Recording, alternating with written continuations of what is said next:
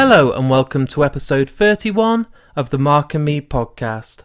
As always, I'm your host Mark, and joining me on today's episode is the writer, editor and director Tom Paton.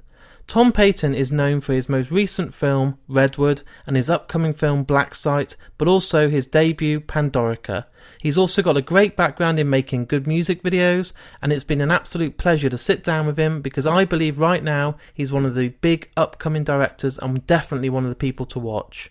His vision that he has at such a young age is mind-blowing. His work ethic is like nothing else. He tries to do a film a year. I don't know if he's insane because he never stops. He edits himself, he does most of the sound himself, he does all the writing himself. He really is a man with many talents, and I'm so lucky to have him join me today. If you'd listened to one of my previous episodes, I was joined by Mike Beckingham, an actor and good friend of Tom's who's worked alongside him in Redwood and his new film Black Site. I've been lucky enough to see both films and both are absolutely fantastic. I think Black Site, for the budget, is amazing. I don't know how Tom can make something look so good with this tiny little budget. It takes a great skill, and I suppose it's all down to his kind of work ethic and his detail and his name being put on it. So I'm so lucky to have him. Now, just before we get into that interview, I just want to talk a little bit about the last episode. I was joined by Jessica Hines, someone that I've been probably talking to for about a year. I've seen so many tweets and Facebook comments of, wow, you got her, great work. It took a lot of work to get Jess on the episode, a hell of a lot of work, but the best things always come to those that wait. And there was lots of email exchanges, and it was so good that we actually finally got to sit down and record the episode. I've seen Jess retweet it. I've had text conversations with Jess on saying how much she enjoyed the episode herself and wants to come on for more. So for everyone that's listened and download, I am absolutely so grateful, and I thank you all.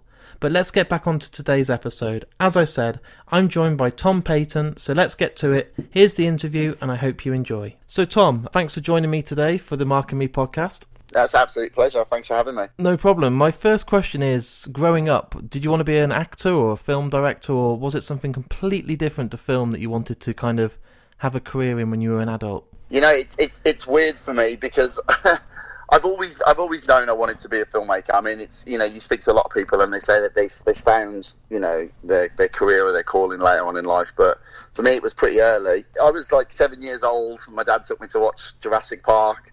You know, I think like everybody else, I saw that dinosaur for the first time and was like, okay, wow. For a little while, I thought I wanted to be an archaeologist, and then I realised that's like a dirty job. So yeah. I quickly changed my mind, and you know, I've always been a big storyteller, if you will, you know, and for a long time, throughout my teens, I was really into comic books and, you know, writing my own comic stuff and, you know, doing a lot of my own artwork for them and just trying to create stuff that I felt was cool. And then, I was about 15. I dislocated my knee. I spent a few weeks in hospital with cartilage damage, and I just really got into movies, like, big time.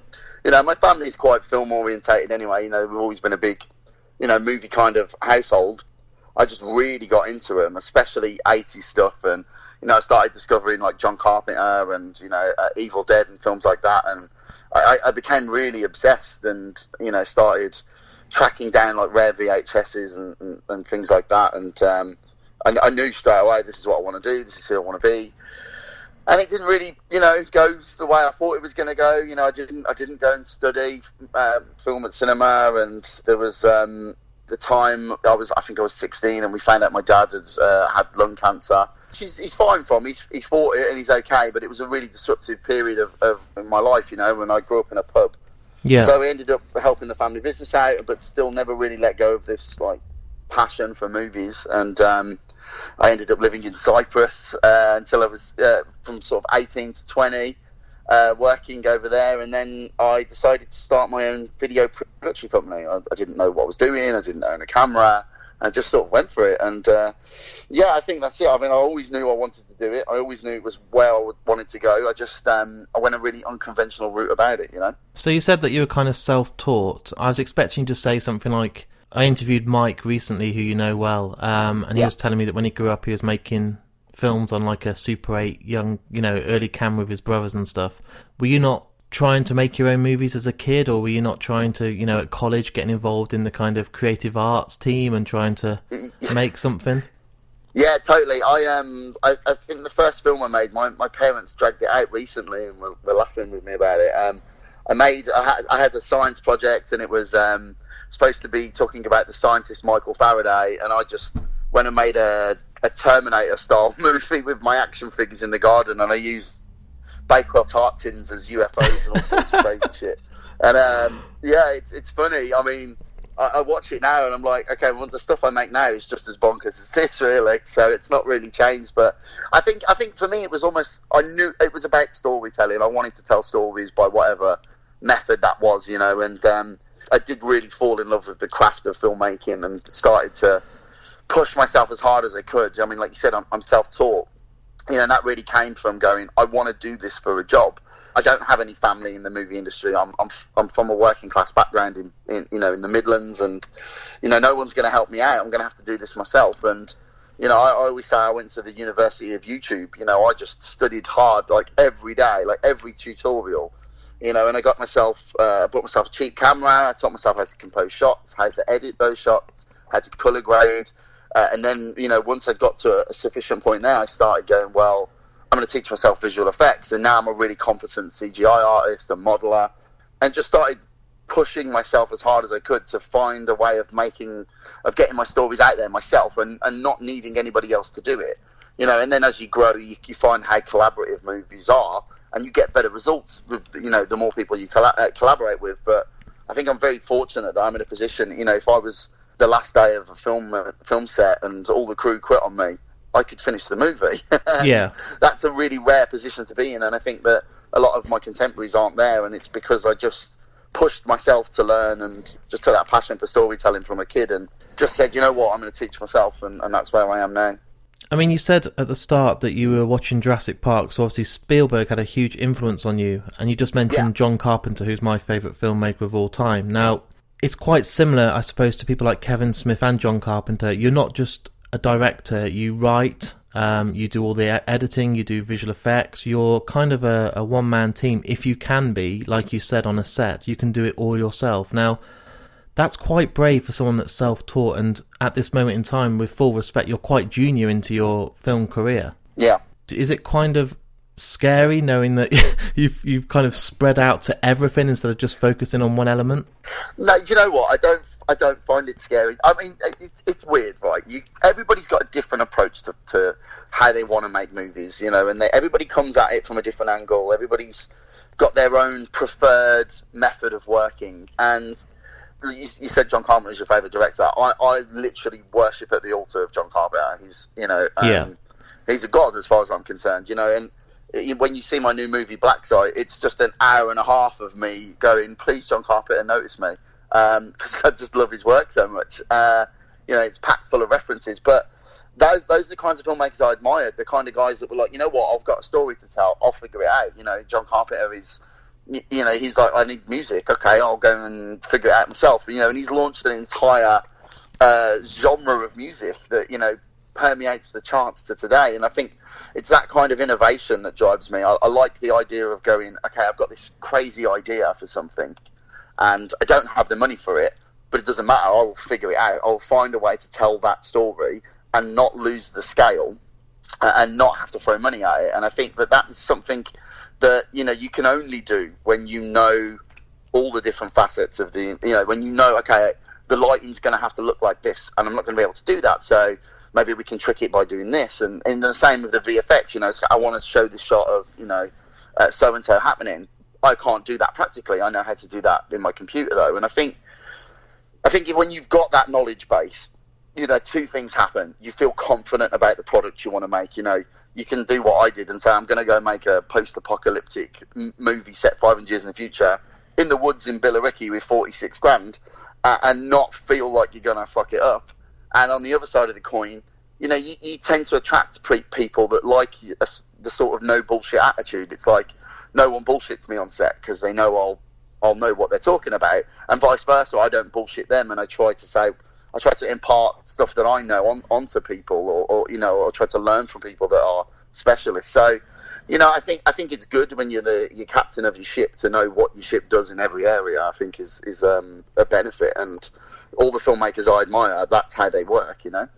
So having these skills in place, you were growing up, like you just mentioned, your debut film was Pandorica. Yep. Where did that idea come from? Because that's all yours, isn't it? No one gave you a script, no one gave you a helping hand. It's your movie. Yeah, it's all me, that one. So my background was, I started out doing nightclub videos, and then I kind of like latch onto guys that no one had heard of, but then became really big in the electronic music scene. And from there I started doing music videos and commercials, and then I started writing for this magazine. And these guys approached me and said, we like what you're saying, do you want to come and work on a movie? And I wrote this script called Endemic that was really close to my heart. It's a sort of social political horror movie set in the West Midlands, and I worked on that thing for about 2 years. And I'm a very sort of not impatient guy, but I like to just get shit done. I don't like to procrastinate. The idea of having downtime for me is like, well, I better fill it with something. Yeah. And in this process, I found the process of making a movie traditionally really slow, really protracted, very long-winded. And while this was going on, I had this idea for a sort of Vikings/Apocalypto, but in the future scenario. And in my head it had been, well, I'm not going to need loads of money for that. And the more I started to learn about how the industry works, the more confident I got about my base knowledge as it was. And so I just thought, what, there's a way to make this work. Maybe there's a different story in this universe I can plug away on. And it came together so quickly. It was like, once I decided, what, I'm doing this, I'm doing it regardless. I'll borrow the money from the bank if I have to. That's how confident I am in it. Suddenly the guys I was making Endemic with came back and said, no, actually, we'll pay for it. Okay, great. So that money came in, and from going, I'm going to make this movie in I think it was April, we were shooting in September. And the whole movie was shot in 10 days. I couldn't get any actors to work with me because everyone was like, I'm going to hang around in the woods at night for 10 days for a low budget movie, So basically the people that came and auditioned got the parts because they were the only people.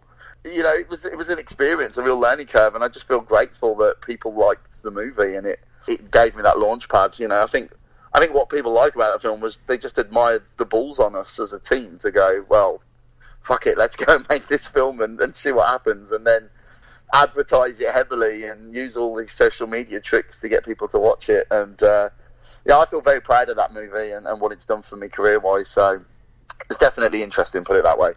I really enjoyed it, and I love the fact that it got onto the streaming services. It was not just a release that you had to download or whatever. It was on, I think I saw it on Amazon or Netflix. Yeah, it's on Amazon Prime, and then it's on a few big VOD platforms around the world and stuff. It's been picked up, so a real honour, really. And thanks for saying you liked it. No, it'd be awkward, wouldn't it? Yeah, it's absolute dog shit. Yeah, but I loved the costumes in it. I thought it had a real kind of Predator feel to it.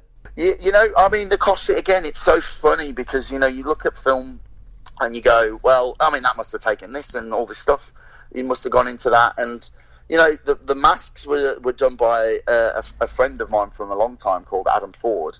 I sort of went to him and I was like, look, each mask I want to represent, because we were going for this sort of 80s feel of the whole, the whole idea was let's go for an 80s low budget feel. Yeah. And try and put it out like that. And, every mask was supposed to represent, it was almost like, 500 years worth of myth telling about our stories from today. So one was supposed to be the Predator mask. One was supposed to look like, the Scream mask. Yeah. And we were taking like modern horror icons and just saying, right, okay, so one was very Predator, one was very Scream, and then the other one was supposed to be like a sort of Michael Myers-esque, and these guys have just taken it into their tribal culture, and years later, this is what that mask has evolved into. And he made those masks in about a week out of polystyrene and painted them to look like wood. So these things were really flimsy. If you touch them, they just snapped in half, and we didn't have any backups. So we're constantly gluing the bloody things back together. And the rest of the costumes, we ordered a bunch of stuff that looked really cool, and it was all supposed to arrive, and then we get an email like 3 days before shooting begins saying it's not going to show up for 3 weeks. And me and my wife ran around Primark and H&M buying clothes. And then we took it up to this guy that I know, Spike, who was a costume designer. he'd put all this time into the other stuff. And I was running around Primark trying on like ladies' fur jackets and stuff and going, this looks all right. And then we were just muddying it up and cutting it with scissors to make it look old. And it was the most ridiculous process, it was just crazy. And then afterwards people were like, I really love the costume design. And I was like, it's just one of those situations where there was a vision and then we had to make do with what we could grab our hands on to get it as close to that as we could, So it's quite a struggle, but you pulled it off in the end. I think everything in filmmaking is a struggle. Like this is where I think most filmmakers, they either fail or they succeed, or they make one movie and it's great, but they're like, I can't ever do that again. It killed me, because they don't realize what directing is. You're a problem solver. That's the job. If you had to put a description next to it, it's director, problem solver, because you wake up in the morning and there's a shitload that needs fixing or sorting creatively or production wise, and it's your fault. You said you wanted to make a movie, so you can't be downbeat about it. You just have to get on with it and figure it out. Be pragmatic. Don't throw money at the problem. I think a lot of directors, they say, oh, it's not my job, it's production's job. And I think, yeah, it can be, but at the same time, when the movie comes out and people sit there and see the film, if they don't like it, they're not going to blame production, they're not going to blame scheduling issues or the fact that your wardrobe didn't show up. They're just going to say, that Tom Paton is shit. So I think, well, you know what, I need to make sure that things are done the way that I believe is going to end up with a good movie. So, and that's problem solving, and I just get on with it, If I have to run around Primark and try clothes on, then so be it. What's your excuse then when you're in Primark at the moment trying on women's clothes and it isn't for a film? I just enjoy it. Yeah.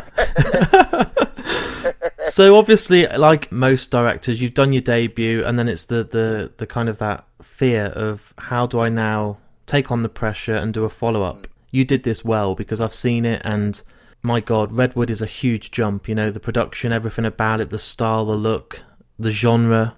How did you go about kind of making that step? Because it must have been a bit daunting. Like you said, a lot of filmmakers don't realise how hard it is, but once you've done that, you can either sink or swim. You can say, do you know what?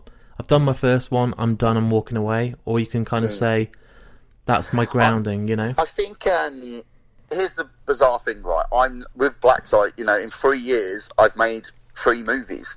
And none of them were overly planned. They just sort of became, and I'm literally just signing on now. We'll shoot a new one this year, so that's 4 in 4 years. And I've edited them and everything myself. And, I think what happened with Redwood was I came off of Pandorica, and we'd shot the thing.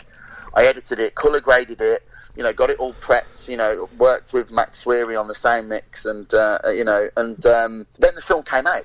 And it was like April, it dropped. And George Burt, my producing partner and director of photography, who, I owe such a lot of my career to, because he's so talented and he keeps himself in the shadows and lets me take all the credit. So it's nice to shout him out. But he knew these guys, a Polish production company, had watched Pandorica, and they were planning to shoot something in the Polish mountains. They didn't know what or what they wanted, but they just saw this movie that was shot in outdoors at night, and they said, okay, this guy's a good fit for something. And, they kind of approached us and they said, we want to shoot something in August. And I was like, okay, it's a little too tight that, especially because there's no script or anything, and they kept courting, and then I met them in Cannes and I chatted to the guys, and they said, we're thinking something with vampires. I was like, okay, do you know what with vampires? And they were like, no, just vampires. And I was like, okay. And it's still touch and goes. Like, I don't know if we're going to be able to do this. I haven't got any vampire stories. And they said to us, look, why don't you just come out, look at the locations, see what you think, and see if it fires anything off in your brain. I was like, okay, sure. So me and George flew out to Poland, to Karpasz, to the mountain range, and saw these incredible locations, these like Nazi mausoleums that had been abandoned for 60 years, and this old watchtower, and just this beautiful location. And the guy said, okay, here's the thing, it's got to have vampires in it, because we told the investor it's going to have vampires now. I was like, okay, how loose with the term vampires can we be? And they were like, just call them vampires and we're fine. And then they said, and we have to start shooting August the 15th. And it was July the 2nd at this point. Jesus. And I was like, this is impossible. Like, only a madman would take this on. By the time I got on the plane, I was like, I think we should take this on. And I got home. I literally I mapped out a potential storyline on the flight back. Got home, went into my office, wrote the thing in 2 days, like they put the draft together in 2 days, and sent it over to these guys, and they were like, "Great, we love it. It's greenlit." And I was like, "Really? This is the first draft?"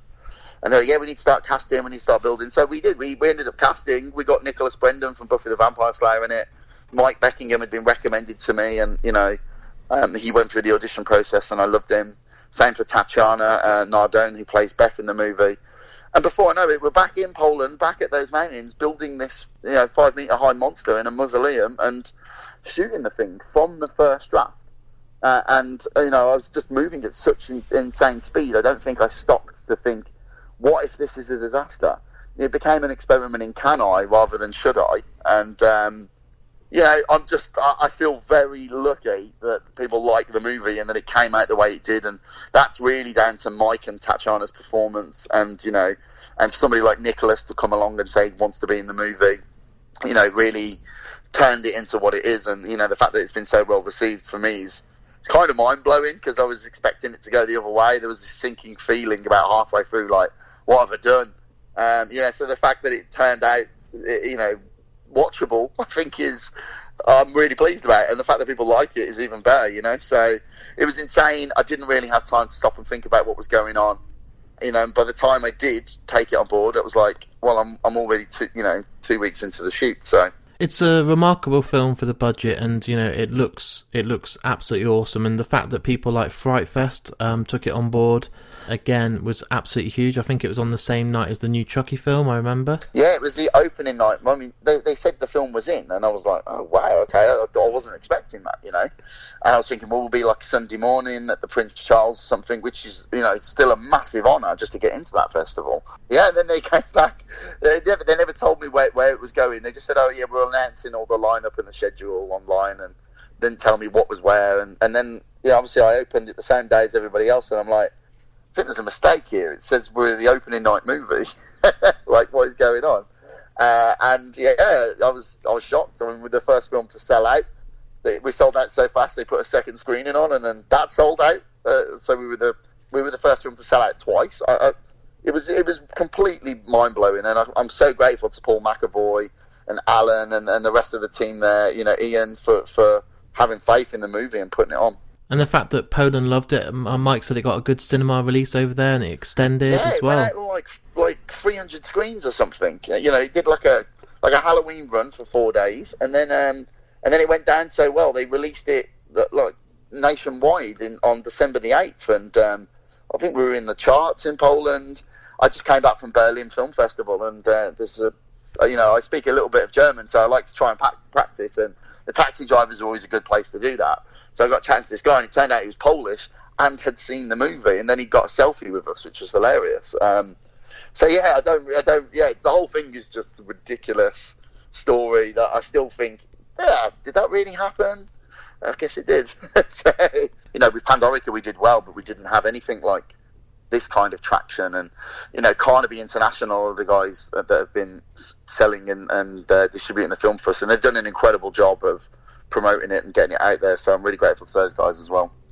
When I watched it, I thought, Mike and everyone in it was absolutely fantastic, but I got this real strong feel of kind of, and tell me if I'm wrong, but I'm sure you're influenced by The Descent. Yeah, you know what? I mean, it's funny, right? Because I think when you're making movies, and like you said, I'm quite junior. I'm 32.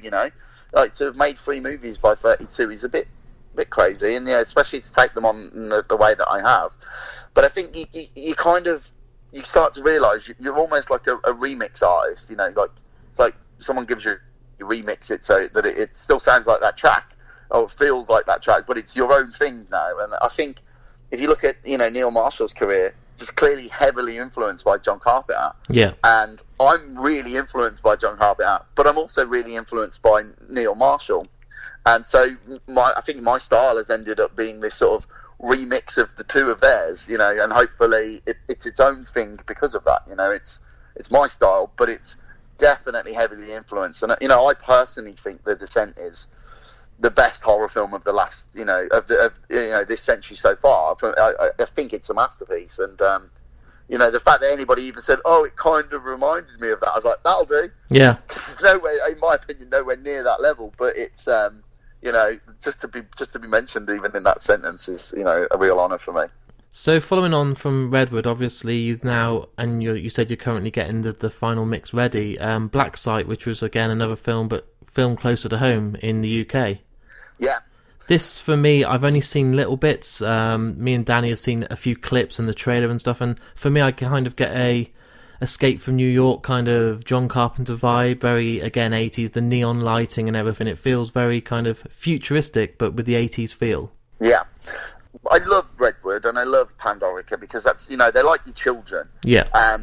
But like all kids, you get one of them that's just better than the other. Yeah. Black Site is just, it's just such a mammoth leap over what we achieve with Redwood. But it's just such a huge, it's the movie that, when I said, hey, I'm going to make films for a living, this is the kind of film I imagined myself making. And, we were really brave on this one because, the last two, we did have production company behind us. We had producers.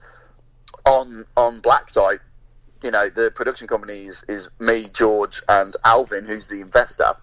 And he just took this huge leap of faith, and he said, "Here's the money that you've asked for. Make whatever you want. There'll be no creative, strings attached to you. You can do whatever you want, however you want to do it." And so it was the first time I've been on set, and it was like, okay, I'm the boss here. I'd like it done like this, and I don't have to approve it with anyone. But that also comes with the double-edged, sword of, if people hate this, there's only me to blame. But I watch it and I'm like, this is the movie I wanted to make. It's like you said, it is very. It opens with an Escape to New York homage, and then for the rest of the film, it's not just Escape from New York. It's a Big Trouble in Little China homage. It's a Thing homage. It's a In the Mouth of Madness homage. There's elements of They Live in there. It's this huge melting pot of John Carpenter films, but it's entirely its own story. It's its own, it's its own narrative. It's its own original piece.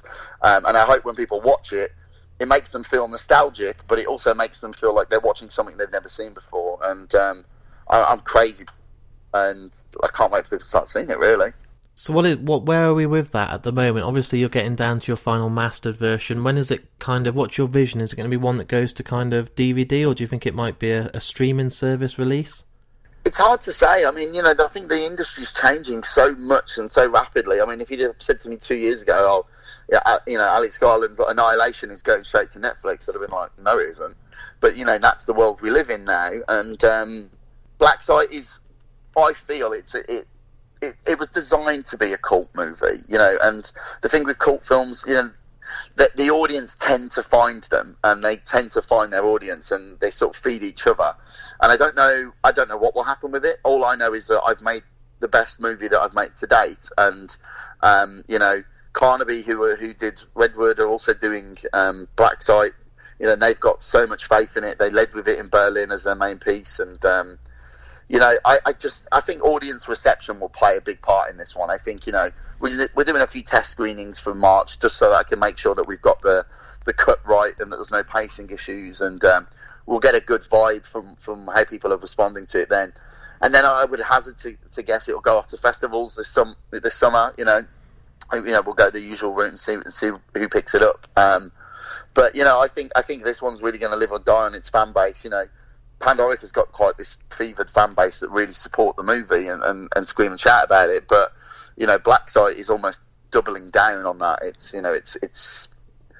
made for fans, and hopefully they respond to it and push it out there. But you'll be seeing it this year for sure, and some people are going to get to see it this month, basically. Awesome. At the moment, so far in your career, you've kind of had your own ownership on the films you've made. I know you've gone out to Poland with Redwood, but you've been the director, you've been kind of in charge. Your most recent project, Black Site, you've owned the whole process. You've been left to get on with it. There's going to be a point where you're going to be offered a big studio release, a budget of probably 5-6 times what you've worked on. How do you feel you'll adapt to kind of that studio interference where you see huge names in the industry now, like Edgar Wright, walking away from films because of it? Do you think you're so far involved in your own work now and your own passion and you can have that control, or do you think you'll be able to adapt? Because it's going to be a testing time for you. Yeah, it's an interesting conundrum, but the honest answer is I don't think I'll have a problem with it because I am a very pragmatic person, and I think I think a lot of where creatives inside the industry don't necessarily know how to navigate certain areas. You know, don't get me wrong. Even with the films I've made, there's been, apart from Black Site, there's been negotiation and there's been compromise, and you know, especially even when you get to the selling perspective of it, maybe distributors don't like something and you have to work with them. You know, and I think that for me, it's a case of saying, okay, before we begin, what's the deal here? You know, like, let's all try and get on the same page, because, you know, get scripts and say, okay, well, the script is the contract, you know, we're going to get around the table and we'll agree on the scripts, and we're going to agree this is the movie we're going to make. And if you've got opinions about tone and style, let's put them on the table now. Let me get on your page so that I can make the film that you want me to, but I can also make something that's got artistic merit and deserves to exist. And I think, you know, if you approach things like that and you are pragmatic and you understand that you never really own anything. I mean, like you say, I've had ownership over these projects, but at the same time, it's like you don't really, because, you know, nothing is as you want it in your head. Truly, never. I don't think. And you know, you have to bend with wherever the wind is blowing, whether that's a person's opinion or the fact that, you know, the weather's just not playing ball today. You know, you have to just work within the confines of what you're given. And I think as long as you're in agreement before you get going, you should survive intact. And, you know, I'm not stupid enough to think that there won't be a time where something will go wrong, or you know, or something won't play the way it's supposed to, you know, but, you know, I'm also think I'm pragmatic enough to go, okay, well, when that happens, we'll fix it calmly and just, you know, get the shit back on track. And I'm excited about that jump to studio stuff. You know, I'm always trying to learn and get better. And, you know, I think that for me is the next adventure, so to speak, you know, and I'm excited to do it. And there are some really interesting offers on the table at the moment, which I can't talk about, but you could see me doing something like that pretty soon if they go through. So far, like you said, you're 32, you've done 3 films in 3 years, which is astonishing. You know, some people will do one film over sort of 5 or 6 years, so you're going at a big rate, and are you just about to start work on a 4th film as you speak? Yeah, I am. It's one of these things. It's almost like the projects are feeding the projects, and it's, you know, I'm having to make that decision. It's like, do I want to do this? Is there a story worth telling here? You know, and if it is, am I the right guy to tell it?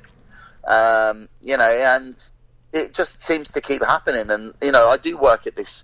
I think because I handle a lot of the stuff myself at this level, it allows me to work a bit quicker and put stuff out there. And, you know, then it frees you up and you think, okay, well, I could go into development this year, or I could go and do this. And I always try and tell myself, go in development this year, Tom. And then it comes to it, and I'm like, nah, fuck that. I'm going to go and make this. So it looks fun. I love being on set. I love the enjoyment that brings, you know, to me. And, you know, and I look at my crew like family, you know, like I look after them.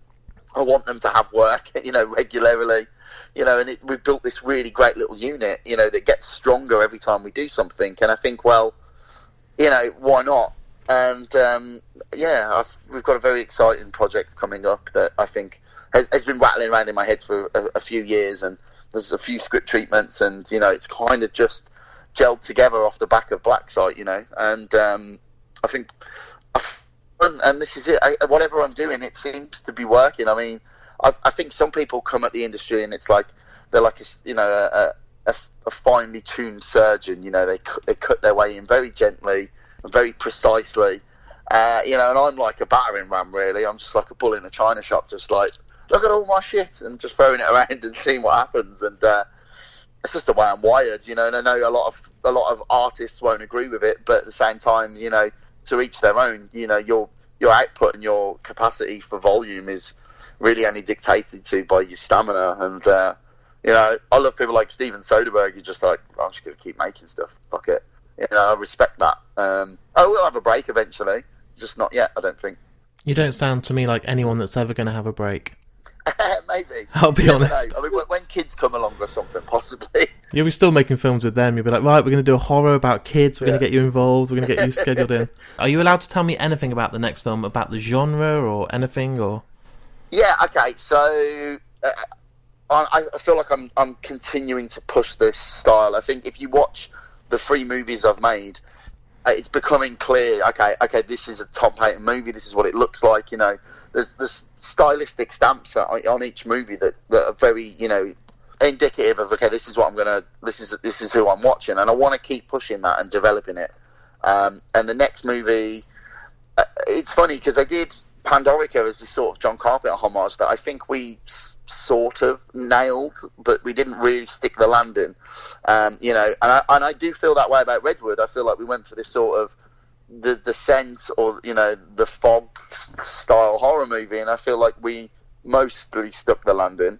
And then on Black Side, I went back to the Pandorica side of things and was like, okay, let's get this right. And I really feel we have now. I mean, I really feel when people watch that movie, they're going to say, okay, this is what Pandorica could have been, and you've nailed it now. And I feel like doing that with Redwood. So I'm returning to the more horror side of things with this next one.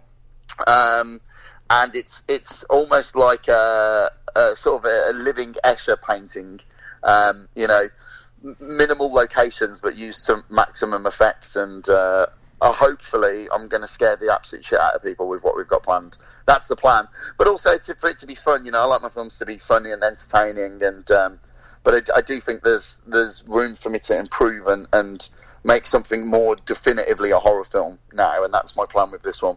You've been really successful so far. You probably didn't dream of how these films have grown at such a rapid rate. It's a dream start.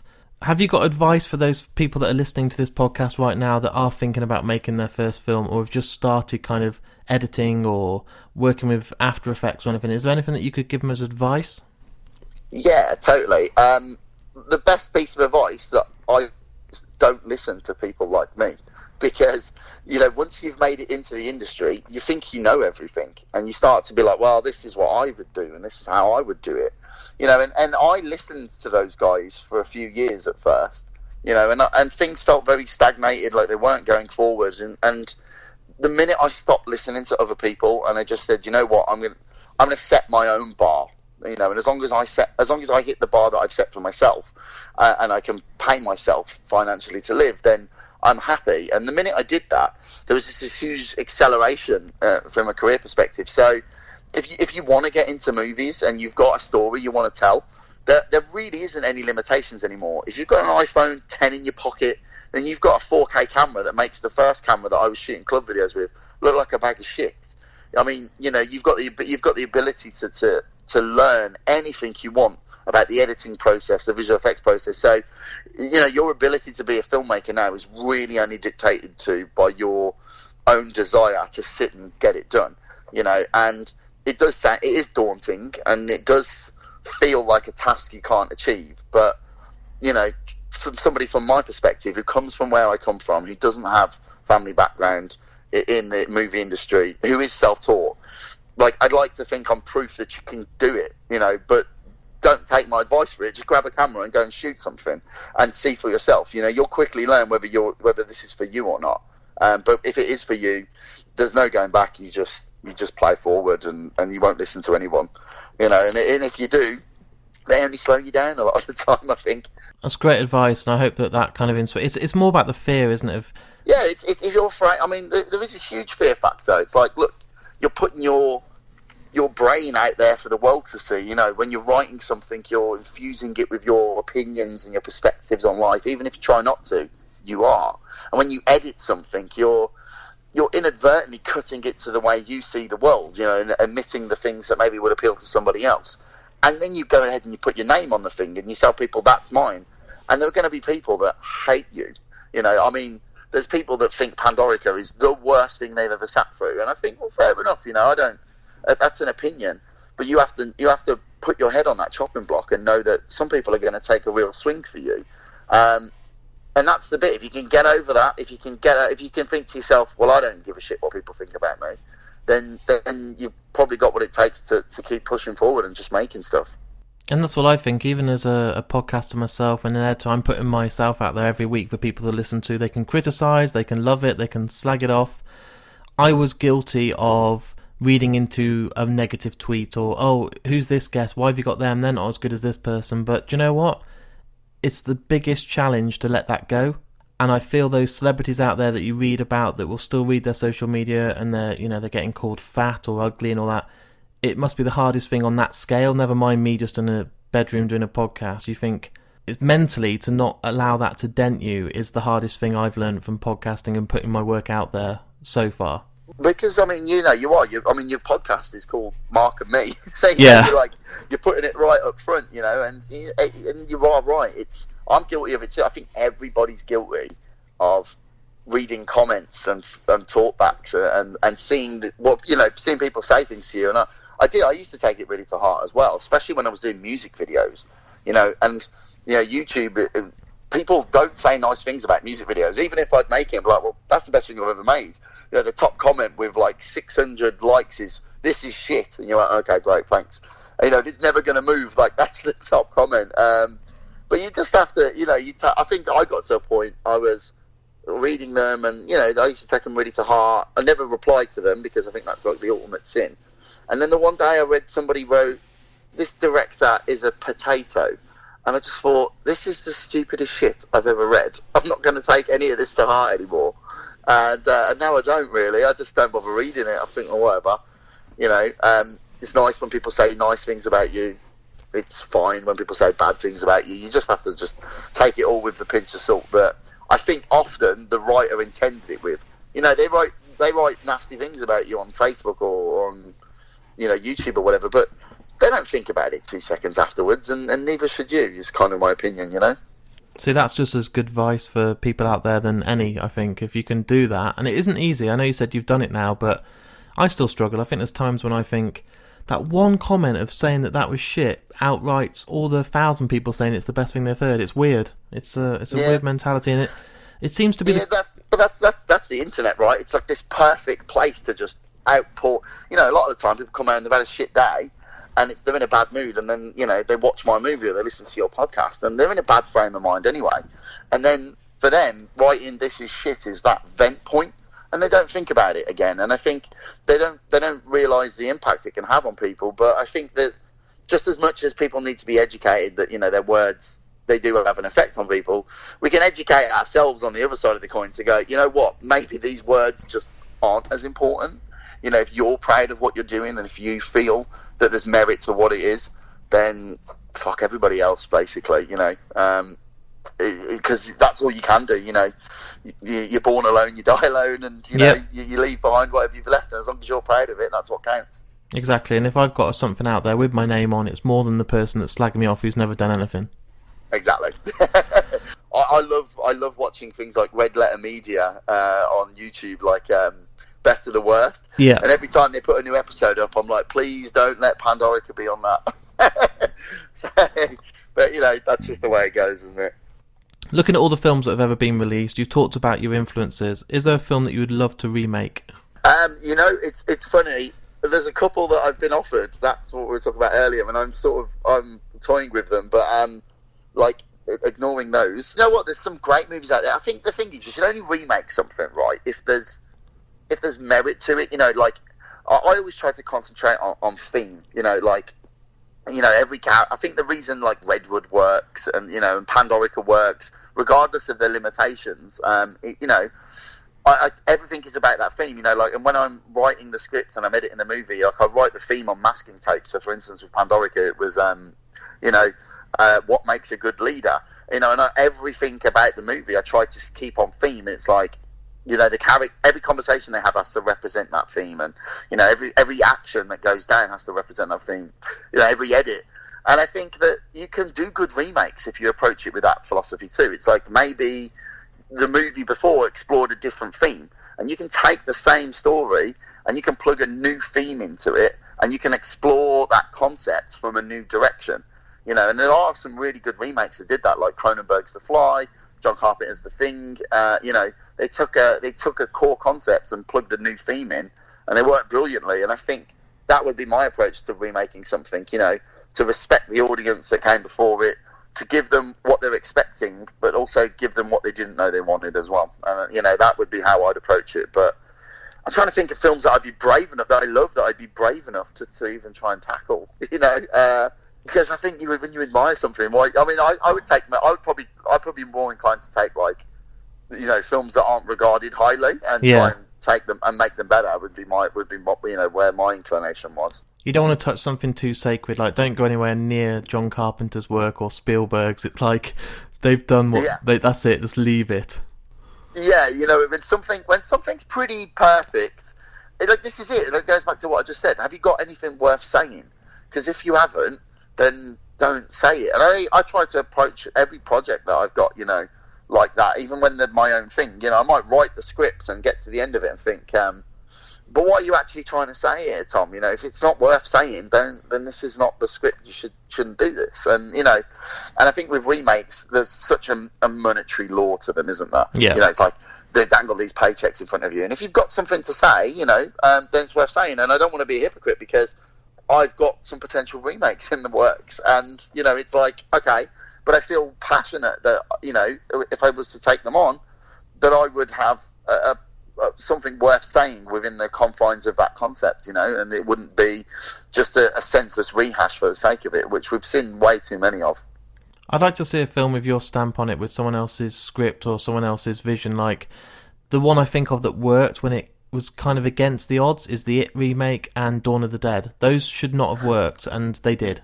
I fully agree on the Dawn of the Dead remake as well. That shouldn't have worked, but it did, and it did because it took a concept and it plugged a new theme in and it ran that direction. And again, I just look at that as more case in point of like what John Carpenter did with The Thing. It's the same sort of stuff. But I'm very interested to, like I said earlier, to push myself as a filmmaker.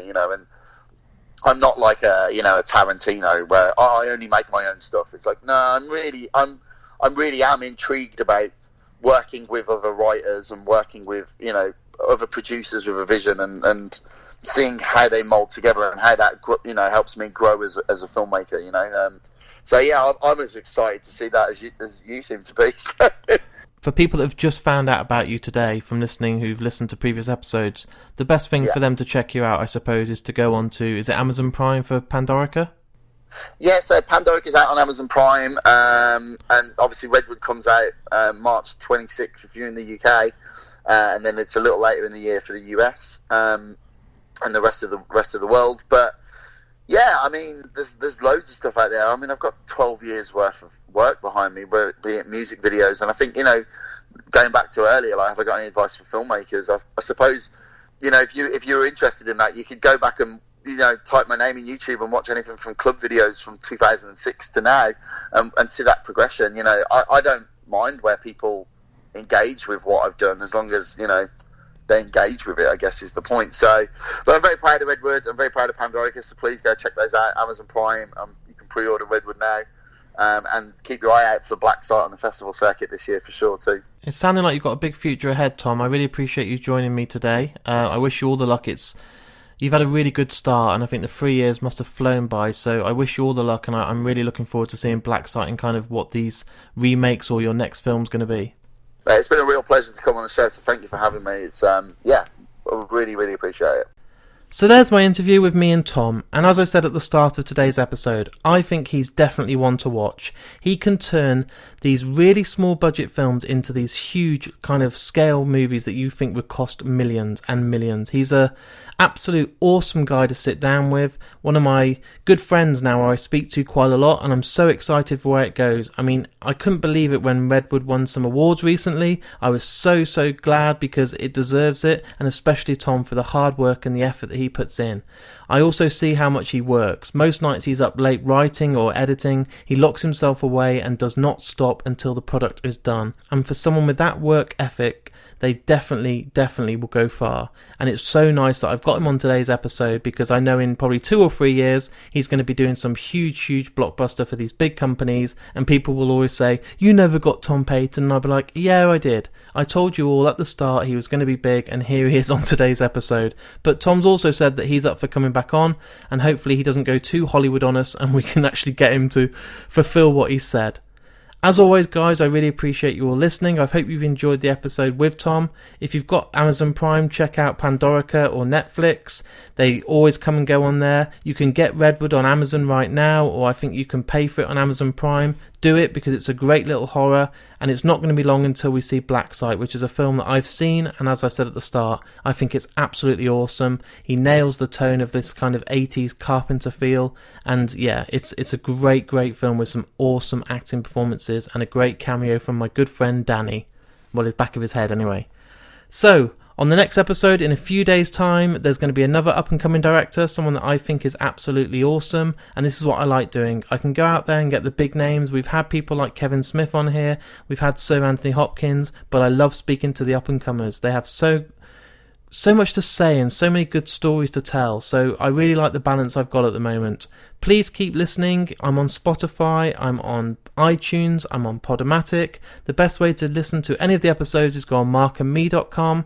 If you've enjoyed today's episode, make sure you give us a tweet and tag Tom in. It'd be great to see his feedback, and I know he's going to really enjoy reading all the tweets. He's very, very active on social media. And until next time, I'll speak to you all soon, and as always, thank you for listening.